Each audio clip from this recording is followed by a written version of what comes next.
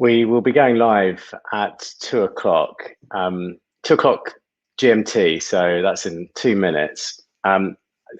You'll never guess that, you'll probably hear it now, but I've just had some men arrive at my house to do some gas works, which apparently is very important. So I'm hurrying them up, like you can probably hear that. They're going to be drilling for another minute, and hopefully by 2 o'clock GMT, we will be able to go live. So excuse the noise for a moment. I know there's a few of you watching. We're going to be talking to, well, a bit of a hero of mine in terms of, you probably can't even hear me, so I'm just going to be quiet for a couple of minutes, let this drilling end, and then we'll be able to go live in just a moment with Professor Trevor.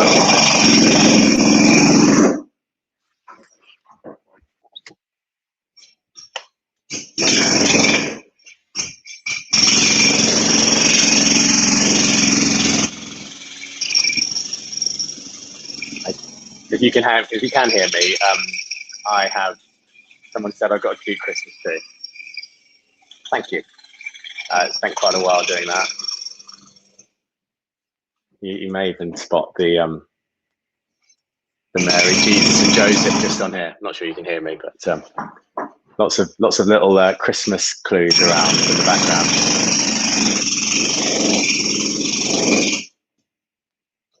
So I was, the other thing is, I wonder if someone, I can see Janaki is watching, and Janaki, maybe you could give me a thumbs up or a yes if you can hear me, because I'm not actually sure whether I'm getting across, and whether you can hear the sort of gas workmen outside who are hopefully going to finish in just a moment. So maybe you could just give me a thumbs up or a yes if you can hear me. And also Hazel's watching, be great to see if you can hear me. Got a feeling I've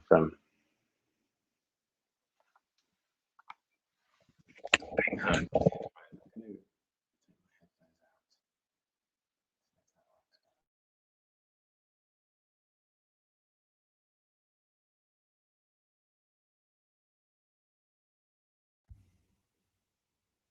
So now it's just loud. Oh, right, okay.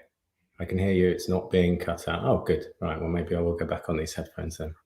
Thank you for that feedback. It's 2 o'clock, so I think we'll get started. So as long as you can hear me, I can hear you sipping and gulping clear as day. Oh, Janaki, right, great, excellent. What I love about these broadcasts is it's all of us doing it. So I'm broadcasting. I have a guest, a very special guest who I'm going to introduce in just a moment, and you can send questions in, and I will try and put those questions to my guest, Professor Trevor Robbins, in just a moment. But we had a few sound issues. If you're just joining me, you may have heard that noise of a drill, of a pneumatic drill outside.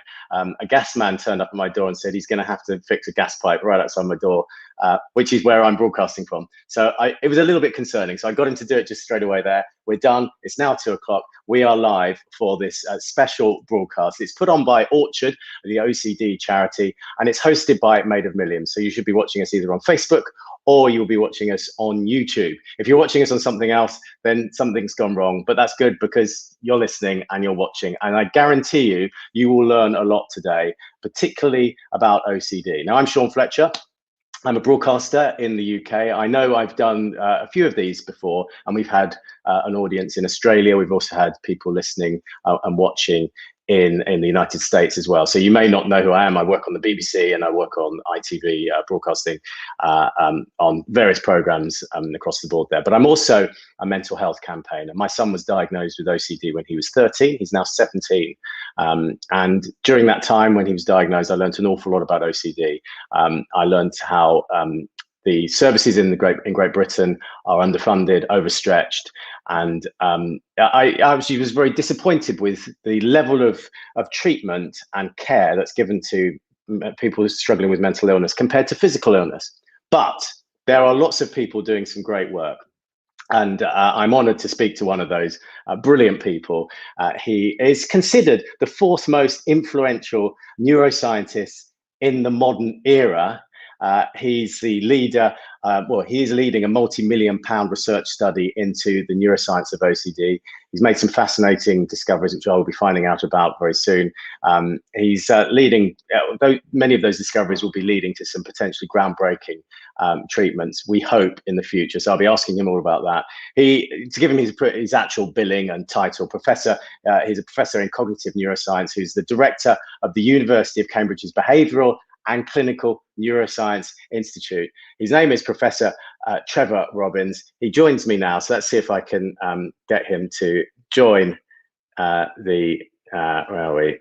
join this live feed. Not sure I can. How do I get you to join? I'm going to do the split screen like that. Invite. After all that introduction, I'm not actually sure I can get you add to stream. There we are. Trevor, can you hear me? Yes, I can indeed, Sean. We can hear you. So just to say, I'm used to working in a television studio where people do all these things, and now I'm on my own doing all this. I saw you in the waiting room. People who are watching, we sit in a waiting room before we come on air, and I saw you in there, but I couldn't speak to you, so I was getting all panicky. I didn't have your number. I've tried to ring you, so you've got a load of missed calls on your mobile. But we are here, and we are live, and we can hear you. So I gave you a big billing. I mentioned you do. Did I get that all right? That's the most important stuff. Most accurate I've ever heard.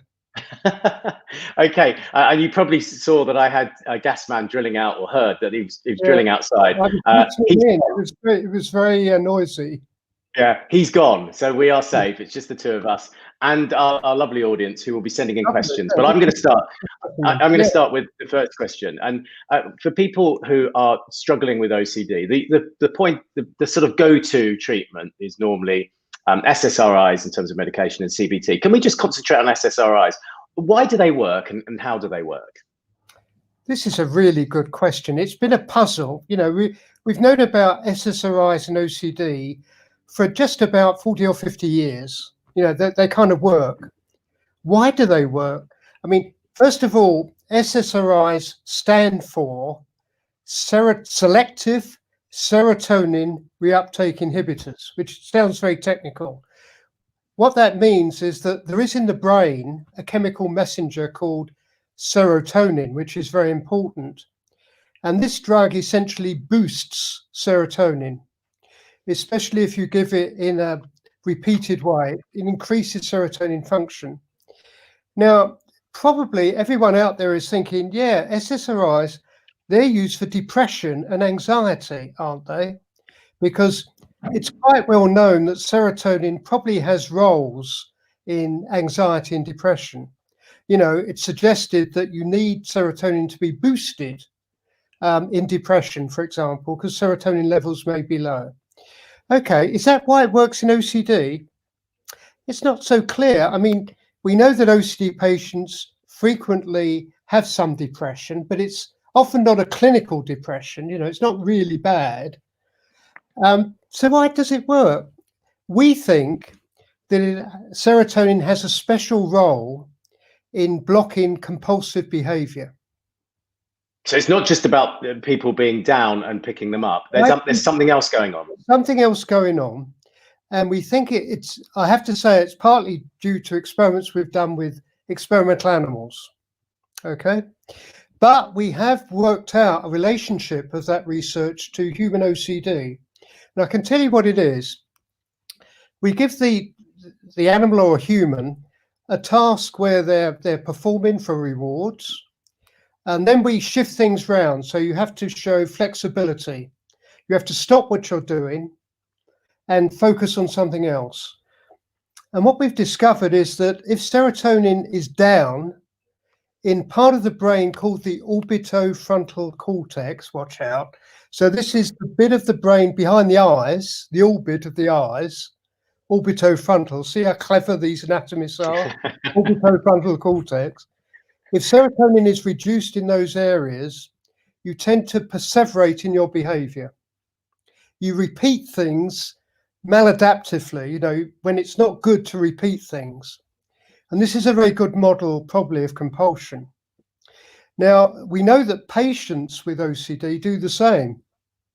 in this task, and SSRIs make them do better on the task. And we know in the animals that the serotonin loss in this part of the brain, if we boost it again, they do better. So putting that information together, we think that the SSRIs work in the frontal lobes of the brain in OCD to replace some lost chemical messenger function, which is serotonin, which stops you doing the same thing. So someone who may wash their hands obsessively, or maybe when, this is something I do and I don't have OCD, but I leave the house and I think, have I locked the door? And I go back and check. That's the idea. That's the idea. It has exactly. This part of the brain has a special role in blocking, that tendency. If it's properly repleted with serotonin, and the SSRI drugs replete serotonin. Now, you may well know, all of you, of course, that SSRIs have to be given in much higher doses, generally, than you use for depression. So that's always been a puzzle.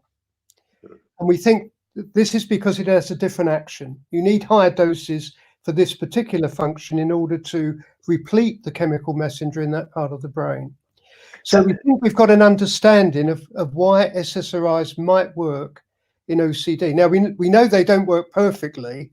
None of these drugs are perfect. And for some people, they don't work at all. Some people, they work quite well.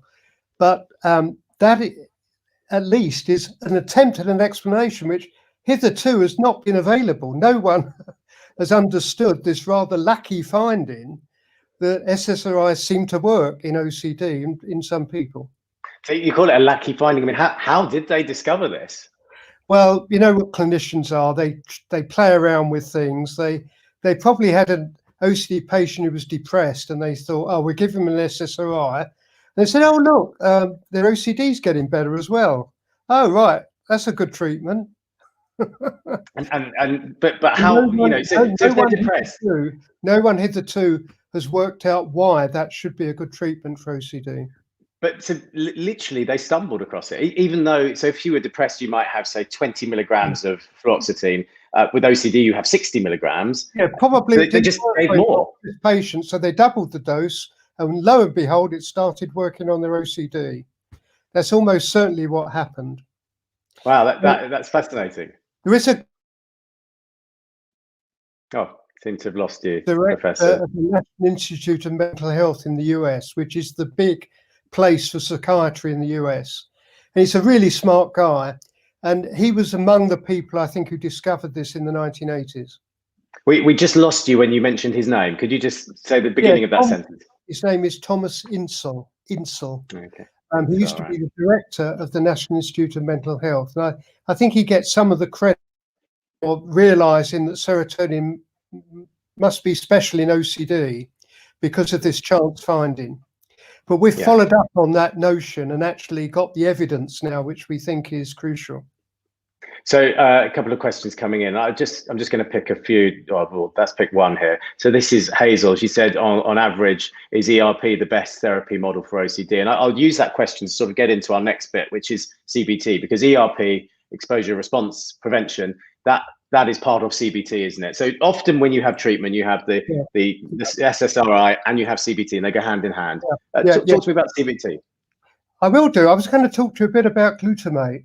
Yeah, you were actually, and I was meant to ask you that, wasn't I? Yeah. So so we'll get on to Hazel. We'll get on to your question in just a moment. So we're talking about chemical imbalances, aren't we? I'm not touching the question. It's a really good one. Yeah, there is another treatment, ERP, or cognitive behavioural therapy, which is part of that, which you often combine with SSRIs.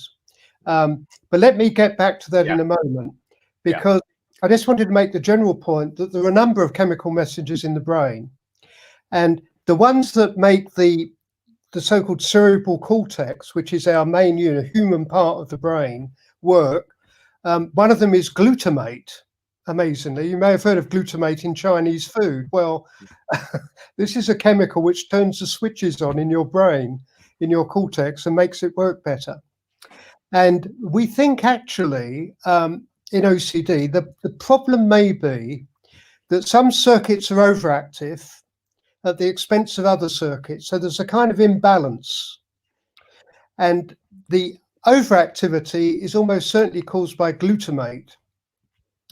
And there are drugs that have been developed, quite safe drugs, originally developed for another mental disorder, but never really tried out properly, which reduce glutamate turnover in the brain. They tone it down a bit in a rather safe way. And they may be quite an effective treatment in OCD. It's just an idea we have that we need to look at other possible candidate chemicals. And, you know, we're talking about a whole research program, which is going to take a few years, not ready now, but there certainly are drugs that are already available which target that transmitter system. So someone who has who's struggling with OCD, they are more than likely to have a high level of glutamate. Is that what we're saying here? Certain parts of the brain, yeah. In certain parts of the brain.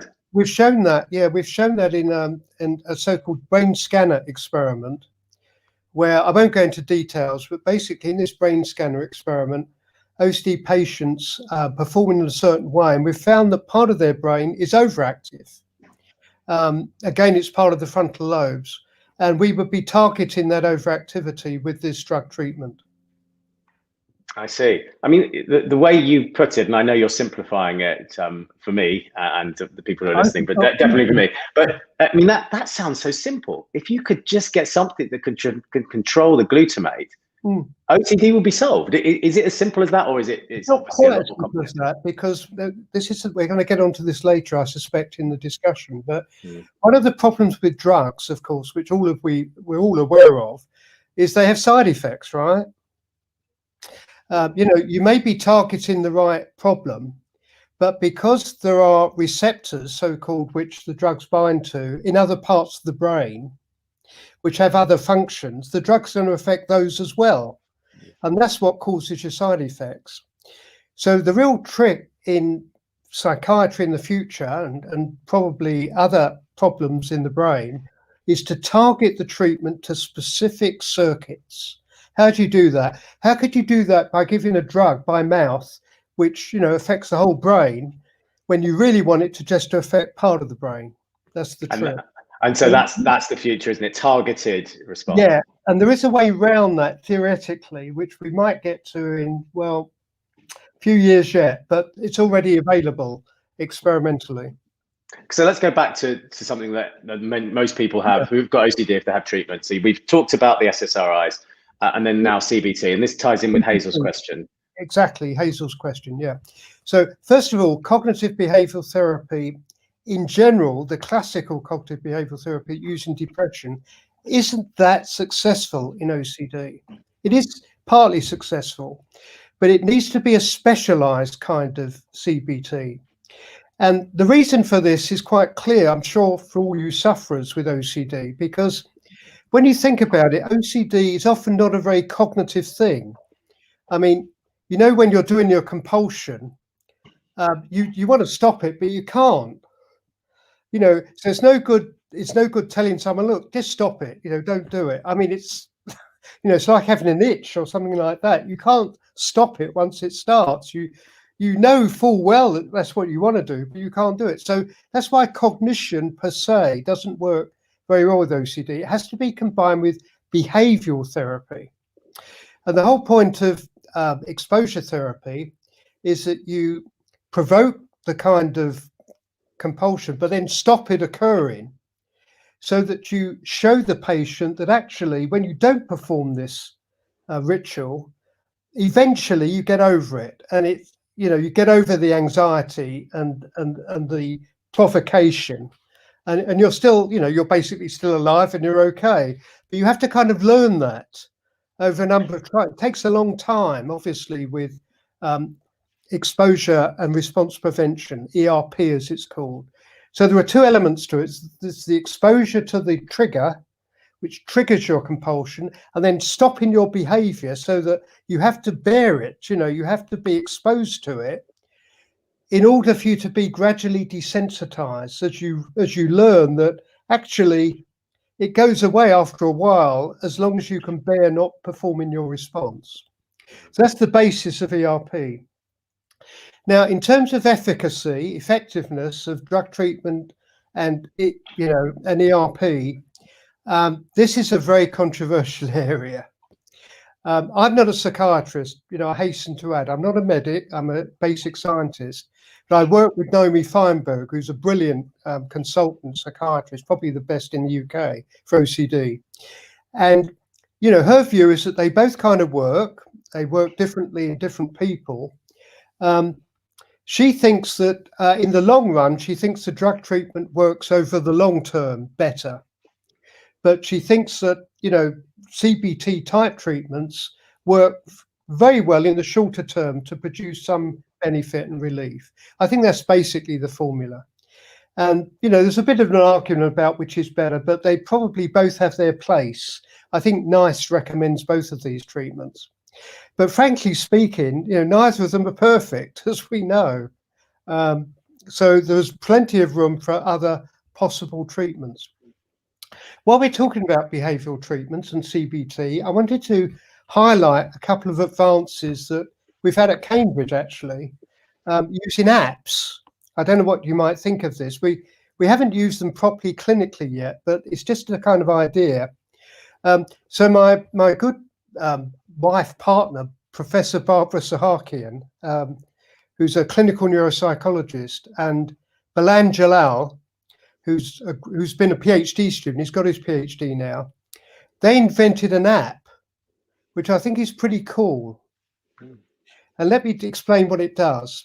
It's obviously related to exposure type therapy, but it's got a new spin on it. What they did, they focused on people with decontamination fears, okay? Decontamination, not OCD patients per se. There's a large number of these people in the healthy population as well. And what they did is they got them to film a video of themselves washing their hands. And they put it on their smartphones so that whenever they felt worried about decontamination, they could play a video of themselves washing their own hands. And they showed, actually, that exposure to this video helped quite a lot. They had a control treatment of someone else washing their hands. That didn't work so well. So it's their hand. That's incredible. Washing their own hands, instead of actually doing the physical act, of course, they found that, substituting that was a good therapy for this decontamination fear. I think that's quite exciting. We haven't used it in OCD patients clinically yet, but there are plans possibly to do a limited trial. But I think that's incredible. So it sort of tells you how the brain is working. Yeah, it's not necessarily the act.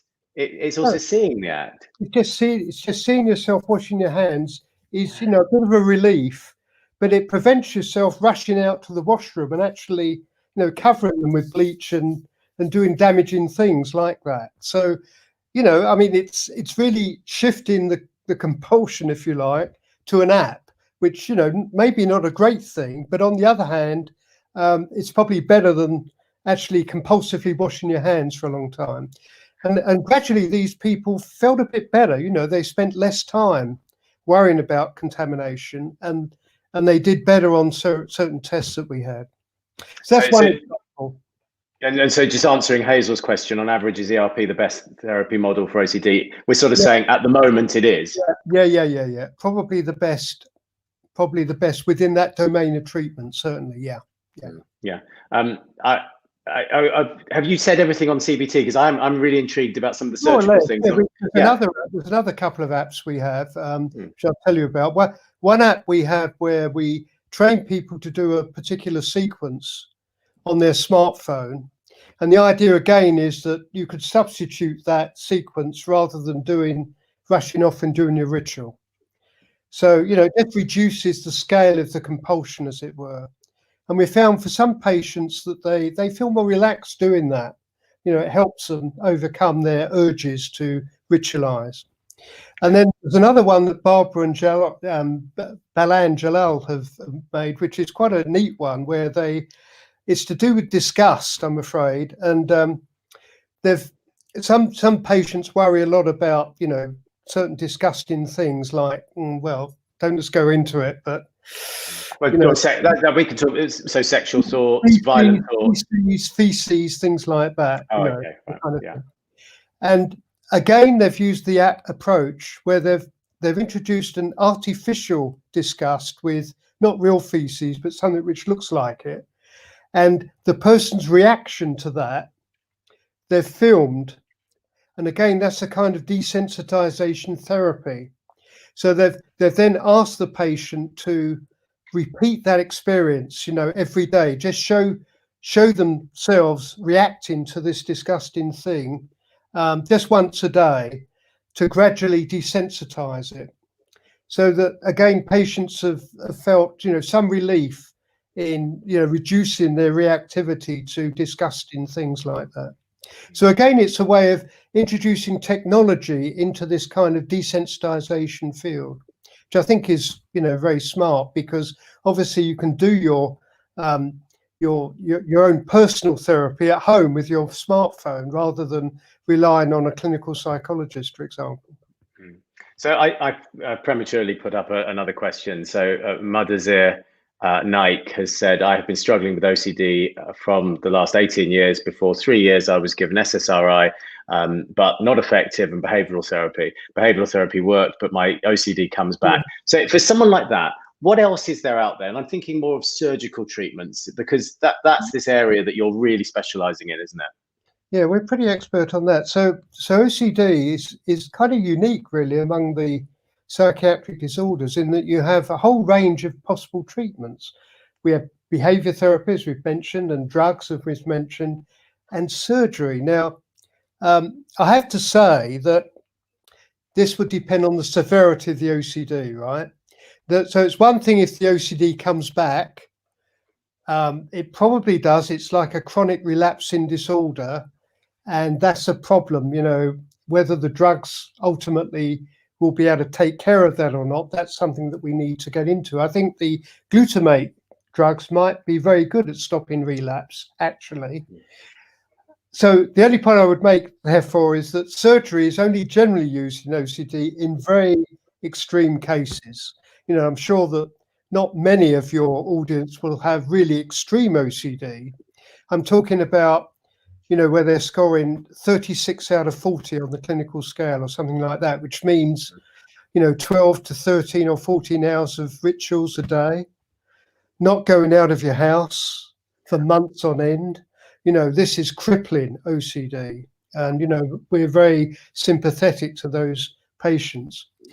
But we have been able to treat some of those patients, not myself, I should say, but some brilliant neurosurgeons at Queen Square and the National Hospital, using a very quite a modern method, very clever method, which I'll explain. But before I explain it, I should just say a little bit more about surgery and OCD, because as many as 40 or 50 years ago, severe patients with OCD were treated with what's called psychosurgery. They actually literally had a bit of their frontal lobes burnt out. So that sounds like a lobotomy or something like that. I mean, that's in that quite... way. It's like a mini, it's like a mini lobotomy. Wow, and that's awful. The bizarre thing, though, it's part of the brain. It's another part of the brain behind the frontal lobe or the prefrontal cortex, called the cingulate cortex. It's like, and the cingulate cortex again is very active in OCD. Now, amazingly, this is 40 or 50 years ago, this was the only type of psychosurgery that actually seemed to do any good. We've all heard about frontal lobotomy for schizophrenia and depression and all that. That never worked, and it was very badly rationalized. It wasn't a scientific program. But for some reason, burning out the anterior cingulate cortex seemed to help patients with OCD. It's the only form of psychosurgery that has shown any scientific evidence of being efficacious. Amazing. But it's obviously something you don't want to do. It's very invasive, obviously. And over the last few years, a lot of you heard about the technique of deep brain stimulation, DBS, deep brain stimulation, which has been used a lot in Parkinson's disease. And although we call it deep brain stimulation, it often has an inhibitory effect. So don't worry about that, but it's called DBS. You can use it to turn off overactive circuits, and in some cases to turn on underactive circuits. It's quite a clever therapy. And what it involves is it does involve implanting an electrode into the brain surgically. So that's the invasive part. But there's been quite a lot of trials with OCD, which show again that deep brain stimulation seems to work in severe OCD, amazingly. And I was involved in this trial with the Queen Square neurosurgeons and Professor Eileen Joyce and Dr. Naomi Feinberg, where we had 6 patients who volunteered, obviously, for this radical procedure. Very brave patients. And there is a bit of controversy about where in the brain, which is the best site for these electrodes to work. So these clever neurosurgeons put in 2 sets of electrodes into different circuits of the brain and stimulated them separately and also together over a period of months. And it's like a pacemaker. It works on a battery, so you don't control the stimulation yourself. It's just set on and it goes off. What they found, I'm just trying to simplify this because I don't want to get to the anatomy, but the amazing thing is that of these 6 patients, 5 showed really good effects. And I'm talking about going from a score of 36 out of 40 on average to 8 out of 40. And 36 out of 40 is properly debilitating, as you say. They wouldn't be going out of the house or anything like that. 8 out of 40 is almost close to remission. I think remission, feeling well is about 6. So that's incredible. So, and was it immediate, or did it take time? The results were incredible. Well, it was done over a period of months. 6 weeks to 3 month periods, blocks. And some of these people's lives were transformed. I'm not going to go into details because obviously this is a very private thing and one can't talk about individual cases. But it worked in 5 out of 6 cases. Now, the amazing thing was that we had different measures of how the treatment would work. And it looked like the 2 sites affected different aspects of OCD. So one site affected the the cognitive flexibility, the tendency to do the same thing, and it completely improved that. I did a little bit for mood and anxiety, whereas the other site mainly worked on mood and anxiety type stuff and was less good on the flexibility. So it suggested something that we'd been we have a theory that OCD, has several components which involve different brain circuits interacting.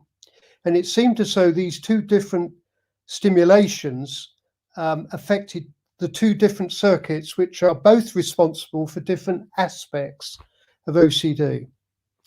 And they both work for different reasons, apparently. And this is amazing. So you're sort of basically curing someone with extreme OCD, however it's quite evasive, but we're taking steps to get to an area where we're targeting parts of these are minuscule parts, are they, of the brain that affect the.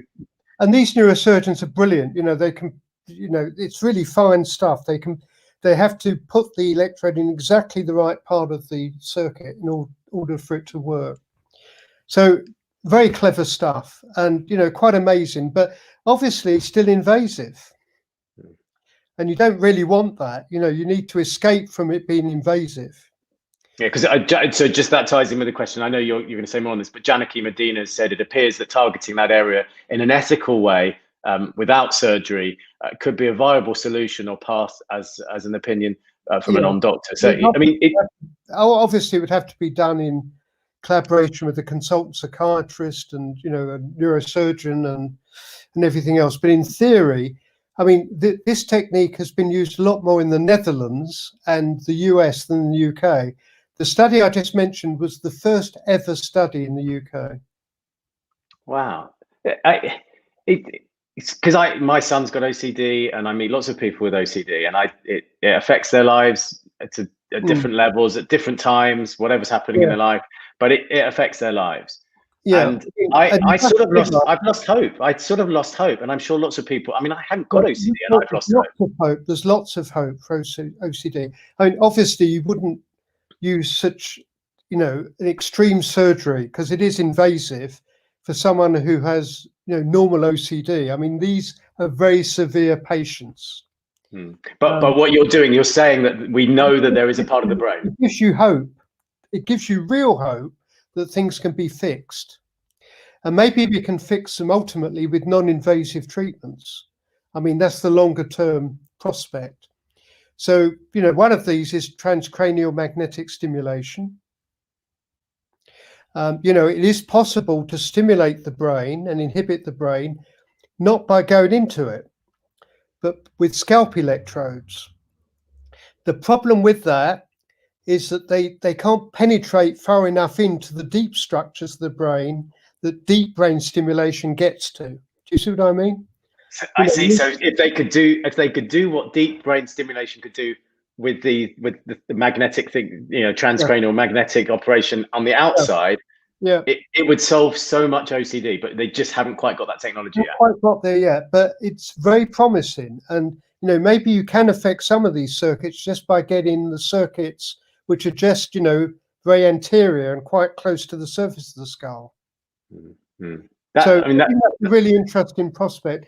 And Naomi Feinberg has got a trial going which relates to some of this with a particular non-invasive stimulation technique, which is worth trying.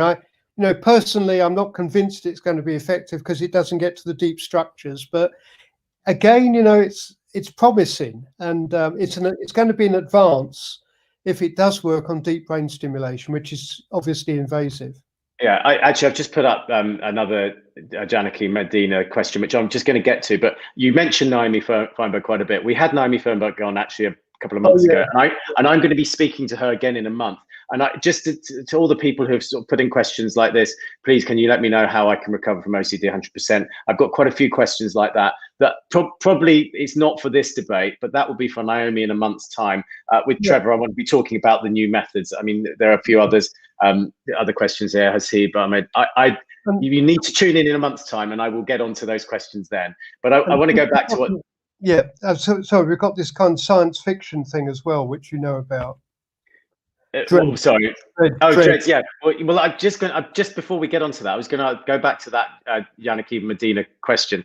At the bottom of it, she said, "How long will it take for these things to get to the general public?" So you're talking about things that are life changing. Are we going to be? Is this a generation or is it 5 years? I think transcranial magnetic stimulation, could be rolled out quite soon with not very much expense. I mean, the problem is that these stimulators are quite expensive. I mean, we have one at the University of Cambridge, but it's not very accessible then for patients, if you see what I mean.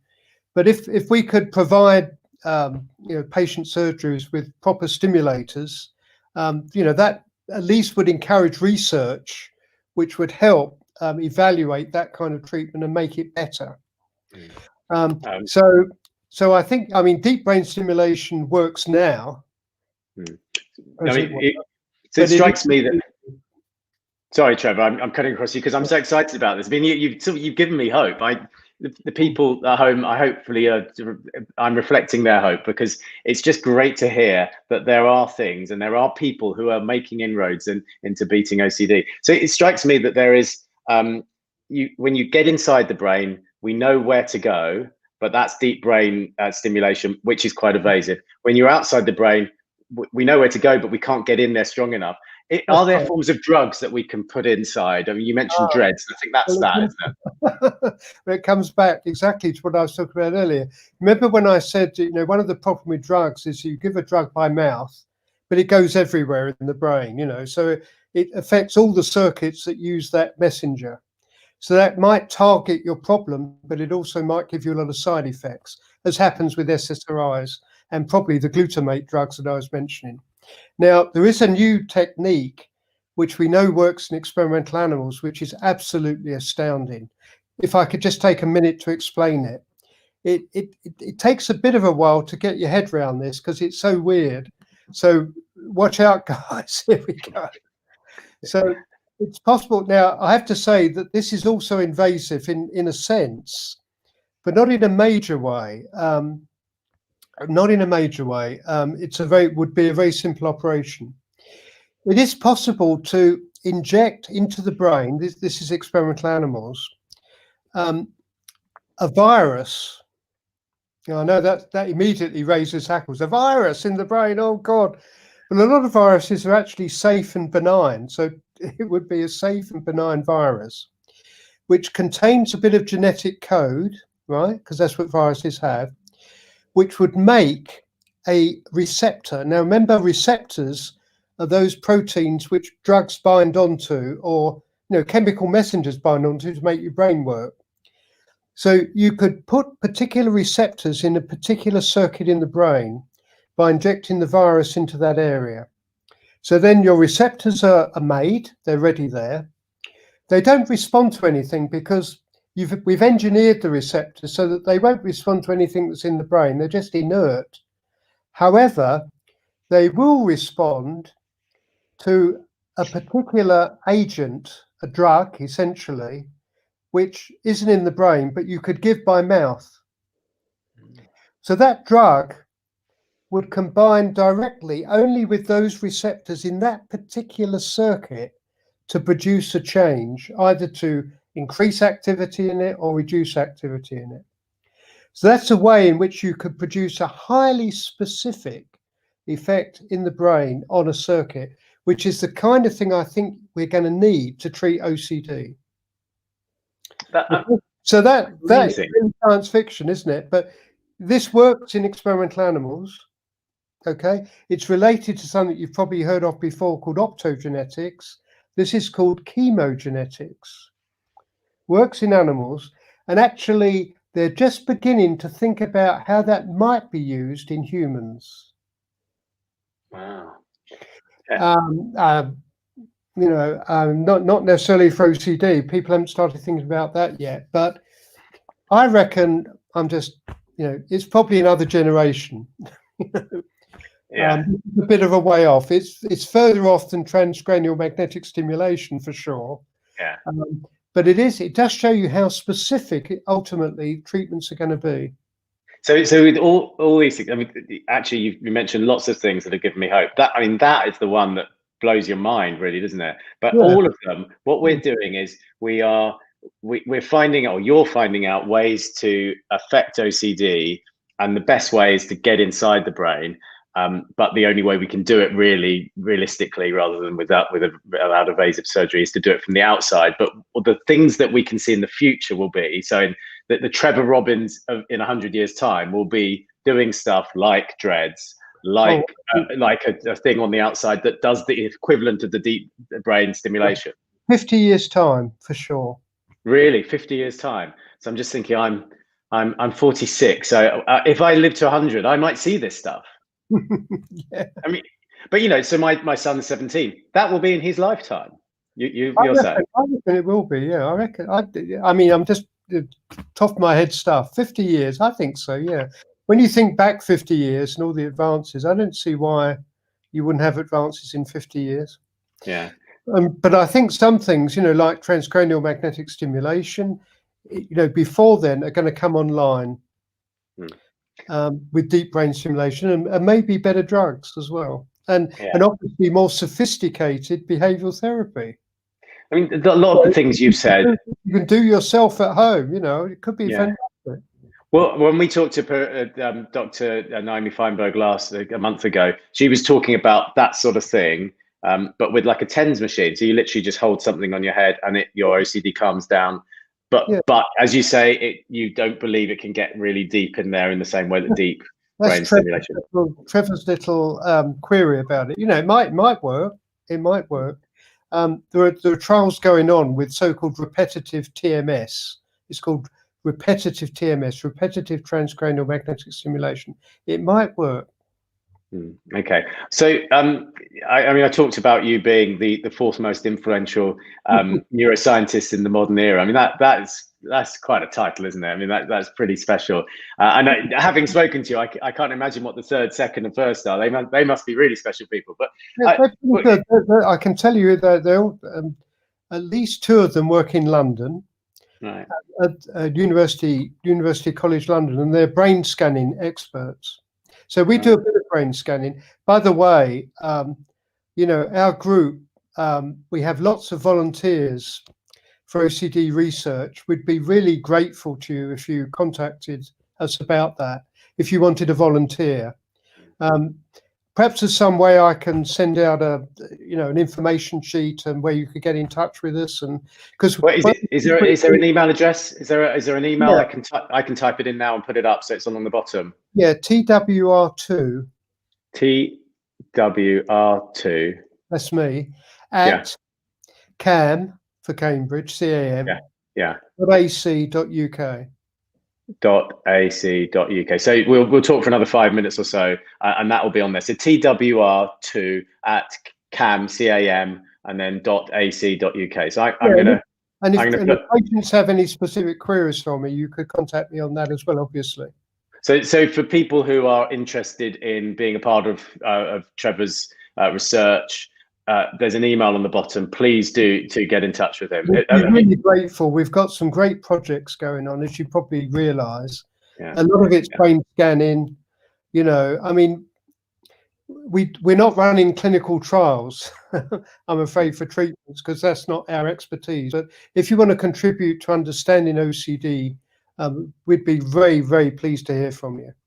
Yeah, and is it important as well to make this point that you're talking about things that, you know, maybe in 50 years' time will come about, but you're the very early stages. But you are actually doing things every day that affect people who have OCD now. That you are playing into the current debate about, well, not debate, but treatments for OCD. Absolutely, yeah. And of course, as a scientist, I'm interested in how the brain works. But I'm also interested in how sometimes it doesn't work quite right. And we think OCD is a really interesting problem because of this disconnect, as it were, between cognition, you know, knowing that it's not a smart thing to repetitively do things, and yet you can't control it. That's a really interesting thing. And it's obviously a problem of how the frontal lobes are operating in that person. And that's our major scientific question. So that's also our rationale, as well as trying to find treatments for this severe disorder. What makes you want to do this? Because you are changing people's lives, and I can imagine in you know, when we're no longer on this planet, people will be using the work that you've done now to build on that and to do great things to beat OCD. Why do you do this? Why don't you work in other areas? Well, I've always thought that research has to have some practical outcome, especially if you're working with experimental animals. You want to be able to show that the research actually, you know, may improve things for human disorders, for example. So, and you know, my mother, when she was alive, she had a panic disorder. So we all have problems, you know, mental life disorders in our families, and you want to put something back and treat those. I mean, I haven't only worked on OCD, I've worked a lot on addiction and schizophrenia and Parkinson's disease, actually, and Alzheimer's disease. We invented a test which maybe detects Alzheimer's disease at least 3 years before diagnosis. But at the moment, our energies are channeled into this Wellcome Trust funded program on OCD. And you know, you're at the forefront of OCD treatments and advancements. I definitely have felt that there is hope, because before talking to you, I just felt that you know, there's SSRIs and CBT, and I think we've had some comments on this. But what if they don't work? I know Orchard, who are putting on this this webinar. I'm part of the Orchard charity, and we are working on a psilocybin trial. So there are other areas. I'm involved in that as well, by the way. Oh, are you? Well, we're both involved in that. Yeah, and I mean, and what I've learned by being part of Orchard is there are other ways out there. They may not be rolled out to the public yet, but does it feel like we're on the verge of things, or are we having to wait 10 years for these things to happen? Well, I think a bit of both. I mean, everything's getting a bit better, but breakthroughs sometimes happen, but breakthroughs sometimes occur after a lot of stuff which gradually gets better. Psilocybin's interesting. Presumably you realize that the reason psilocybin's been suggested is because it affects serotonin. So it may be another way, an alternative way of affecting serotonin. It's quite a specific serotonin treatment because it affects a particular type of receptor for serotonin. I won't go into detail. So maybe that increased selectivity may be better than an SSRI. So there's always these little improvements that have been suggested, and you've got to take hope from that as well. So Adam Sky's question, what do you think of microdosing psilocybin for OCD? The actual trial that we're doing with Orchard isn't actually microdosing, is it? It's low dose. No. Microdosing it's a really interesting business, isn't it? I'm a psychopharmacologist. I'm a real expert on how drugs affect the brain, and I'm still scratching my head and wondering how this drug actually works. I don't really believe in homeopathic treatments, drugs which work at concentrations which are far too low to actually affect the brain. So I'm a bit of a skeptic about microdosing, I have to say. On the other hand, I've got an open mind about psilocybin. The problem with psilocybin is that, it's going to produce in some patients some hallucinations. It's going to produce a slightly weird state, and it all depends how you respond to that state. Maybe it's going to be therapeutic. Maybe it won't for some people. I think it's very experimental, but I think it's worth a try because of the serotonin link. So, but microdosing, you wouldn't experience any sort of. I don't think no, you wouldn't experience anything with microdosing. But then, does it work? Or is it just a placebo? You know what a placebo is? Yeah, of course, so it could be, and I'm not convinced that the trials have been done which show that microdosing does better than a placebo.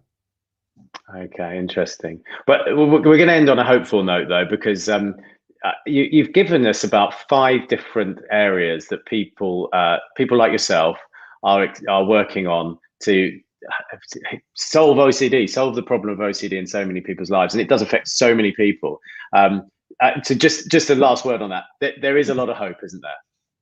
I think so. I think I'm incredibly optimistic, to be honest, about OCD, and I think big pharma as well. I think the drug companies will get more interested as they realise that there are actually treatments which might work for OCD. So, and there are psychologists interested. Lots of scientists are interested in OCD because it is such a knotty problem, scientific problem, but also one which obviously can make people who are generally people with OCD are generally fine, but they've got a problem, with OCD. It's not as though they have, chronic schizophrenia, which is a major, major, major mental illness. That's a really tough one. OCD is bad, but, people with OCD perform normally in most things. It's just that they have a problem like many of us do. So that's why I think it's it's soluble, basically. Yeah. Okay. Well, we're going to have to leave it there, Professor Robbins. Trevor Robbins. Get your name right, Professor Trevor Robbins. It's wonderful to talk to you. I've just put this up on the screen. Knitting Garga said, "How can one participate in the psilocybin trial in the UK?"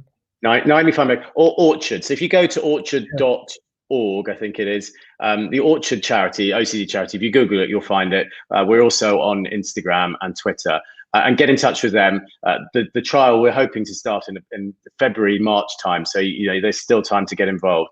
And one thing I would say, Trevor, is that people who will contact you, people who will help with the psilocybin trial, they are playing a role in beating OCD for everyone. So, and just like you, it's a really important role that you'll be playing. Absolutely. I mean, that's the thing I was saying earlier. Please volunteer for these things. Put yourself through it. It won't be that bad. And, you may even enjoy it. It may not lead to anything, but you never know, you know, and it will only work if people volunteer and give up their time and effort to try and help us advance the science. Well, Professor Trevor Robbins, I mean, we're going to have to leave it there because we are running out of time. Well, so it's about Sean. He's one of the most intelligent interviewers I've ever experienced on science. This guy understands the science. He's amazing. Except I got your name wrong just now. Anything wrong? Brilliant. Well, to fill people in, we had a chat on the phone last week, and we talked for about an hour. We sort of did this chat last week, and I genuinely, because our family has struggled because my son has got OCD, and I came off the phone grinning because I just thought, wow, there are great people out there who are doing some amazing things to beat OCD. And if you are watching today and you are struggling with OCD, or you know someone who's struggling, there is so much hope. And this man here, Trevor, is at the forefront of it all. So hopefully we're going to be talking about, if we continue these for years to come, these webinars, we're going to be talking about these genuine helpful treatments for OCD. We're going to be talking about them being rolled out to people, and that just made me smile when I spoke to you last week, and now I'm speaking to you today, Trevor. So fingers crossed, and keep up the good work.